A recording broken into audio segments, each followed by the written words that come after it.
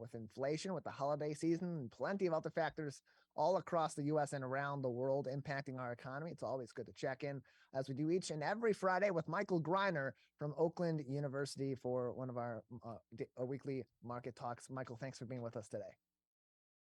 It's great to be back, Tyler. In fact, I really enjoyed listening to that last interview. I'm an educator myself, and it sounds like a great program.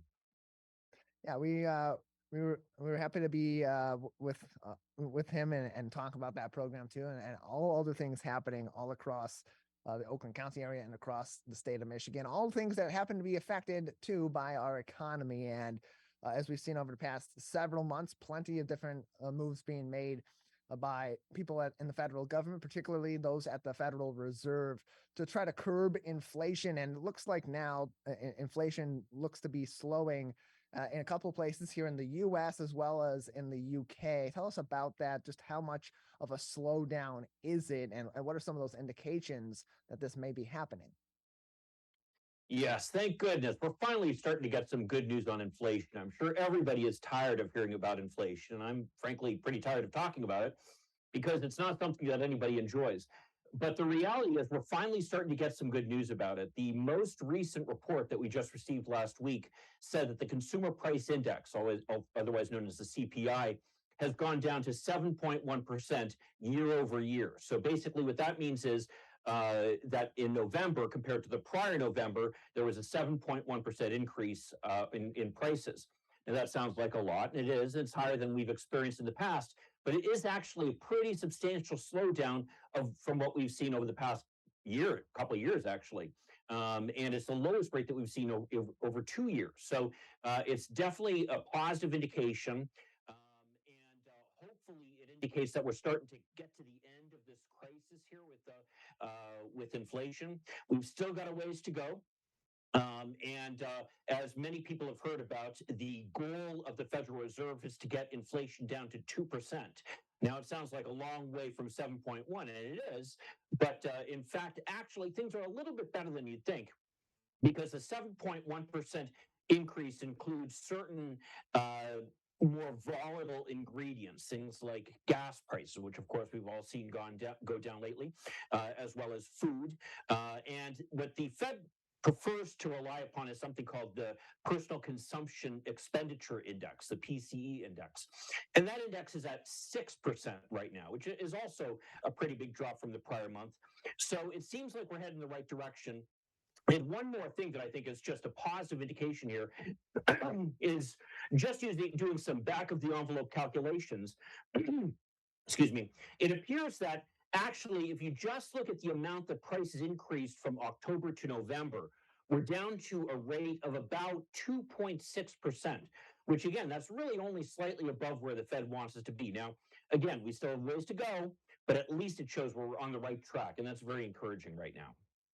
And one of those indicators may be that the Federal Reserve, as they once again raised the interest rates, didn't quite raise them as high as they did in the past, where they've typically raised it about 0.75%. This time only raising it about half of a percentage point. How much of an indication is that the federal government may have some confidence in lowering inflation? Well, it's funny you say that because it's kind of a mixed message that we're getting from the Fed right now. And you can see the reaction in the markets where once the Fed made the announcement, the markets went up a little bit, but then they went down. And in fact, it looks like that we're going to end this week with the markets down a little bit overall. But here's where things get confusing is, yes, you're right. Over the past 4 months, we've experienced 4 consecutive increases of 0.75 in the interest rate. So the Fed has been increasing the interest rates very quickly. That's really a very rapid increase compared to prior years. And now they just increased it up by half a percentage point, which is a slowdown on that on that increase. So it appears that the Fed is seeing some progress, and they're starting to feel better about this. And they want to see the rate increases that they've already taken start to take effect, because it takes a little while sometimes for these things to kind of work their way through the economy. But at the same time, Federal Reserve Chair Jerome Powell made a speech, as he always does, and he was very strong in what he said. And what he said, number one, was that this is not going to be the last rate increase we're going to see. And he expects that we're going to see the rates increase higher than had originally been anticipated, where it originally had been anticipated that the rates would stay for the next year around, say, 4.5%. Now he's saying that the rates will increase above 5%. So we're talking a higher rate than had originally been anticipated. Secondly, he's also saying that he expects that these high rate increases are going to be held at that rate throughout the next year, really at a higher rate than for the entire year. And this is where things get confusing because the Fed has a credibility problem right now. At first, of course, as we all know, the Fed had kind of poo-pooed inflation, thinking it was a temporary thing, as had many economists, myself included, by the way, by way of full disclosure. But the problem is, of course, it turned out that inflation turned into a much more serious problem than was originally anticipated. So the Fed kind of has been playing catch up since then. And since then, also, the markets aren't really sure that the Fed is serious when it says that it's going to hold rates higher. Because if the economy starts to slow, which is really what the goal is of these rate increases. You have to remember, part of the reason that we've got this inflation is because we bounced back so quickly from the COVID crisis that as a result of that, prices also increased. We had this lack of balance between the supply and demand sectors as the economy bounced back just much more quickly than anyone anticipated. And so as a result of that, the Fed feels they need to slow things down a little bit so that the supply is able to catch up with demand, and that will stabilize prices. Now, what that means, though, is potentially layoffs.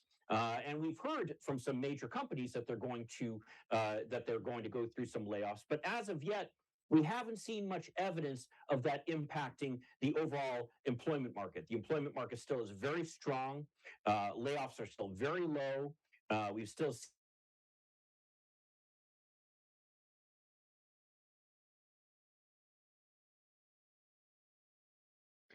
Pierce, we were having some technical issues with Michael and his connection. Of course, he's as he was last week. If you tuned in, also he is out of town at the moment on traveling, and so as happens with all of us, as we're working and we're doing other commitments on the web, have some issues too that go on sometimes when we're on the road traveling and trying to connect to the web and do stuff like going on Zoom calls and whatnot, and it affects television too. But hey, we've been doing this show for a long time here, a couple of years throughout this pandemic. We've been doing this over Zoom since day one. All of our interviews, we've had plenty of these kinds of incidents. So it's all in a day's work here in live television with our network here at the Megacast. So here's what we'll do. We'll take a quick break. We'll get ourselves reconnected with Michael. We'll continue on with our conversation here in just a couple of minutes. You're watching and listening to the Megacast. Actually, we'll keep it right here as we have Michael back now. Michael, let's continue on. One of the indications of the federal government's focus on reducing inflation, reducing prices for products here in the U.S., and maintaining American jobs during these economic times has been, and we've actually seen a couple of articles come out from different news outlets, the New York Times and the Washington Post, both releasing articles this week on some of the Biden administration's more quote unquote protectionist policies economically. Tell us, define protectionism as it pertains to economics to us, and B, what sort of policies the Biden administration is enacting that are kind of creating a web of protectionism economically between us and our foreign partners. Sure. Great question. I apologize about that little internet hiccup there. But basically what we're seeing is dating back to about 1948, the United States and the entire world has been under this regime called GATT, which stands for the General Agreement of Tariffs and Trade. And that kind of transformed into, many of you might have heard of, the World Trade Organization, which actually is a court where they can adjudicate disputes between countries over trade. Now, part of what GATT does is it says that countries can't impose tariffs on each other to make basically buying foreign countries' goods more expensive. So that's what protectionism is about. You ask about defining it, and that's basically what it stands for, which is that if we increase the cost of buying things, say, from China here in the United States, then what that does is it makes it less attractive to buy things from China and more attractive to buy things made here in the United States or from, say, some of our allies. Well, back during the last administration, many people might remember kind of the outrage that many people had over some of the programs that the prior president had instituted, things like tariffs on steel and aluminum from Canada, which didn't really make much sense because there is this exception to GATT, which allows you to impose tariffs if there is some type of national security interest that you have. And a lot of people questioned, well, do we really need to be protecting ourselves from Canada? Well, as of now, all those tariffs are gone, and pretty much all the tariffs are gone on goods that were coming from Europe as well, because of course those are where our allies are as well. The place, though, where we've seen some of the tariffs continue and, in fact, actually increase has been on things from China. And there's, of course, a lot of concern right now over the aggressive behavior by China.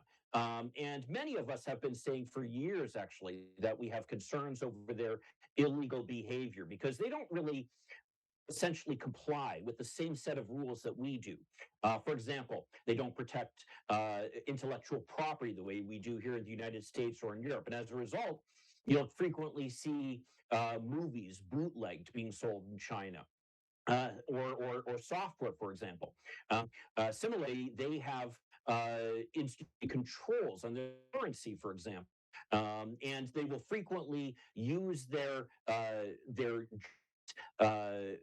joint ventures that they require any foreign firm to enter into if they're going to do business in China, basically to try to steal technology from these companies. And it's really a big problem. Well, as of now, the United States has really taken a very firm stand that we cannot allow more technology to be transferred over to China. And in fact, we just saw this morning an announcement where the Biden administration said they're going to curtail sale of high-tech goods to certain Chinese companies because that we want to make sure it isn't getting access to these goods. I mean, saw, for example, with Russia, where they've been able to use conductors that are built here in the United States and in some of our allies, one of which, of course, is Taiwan, to basically guide their missiles.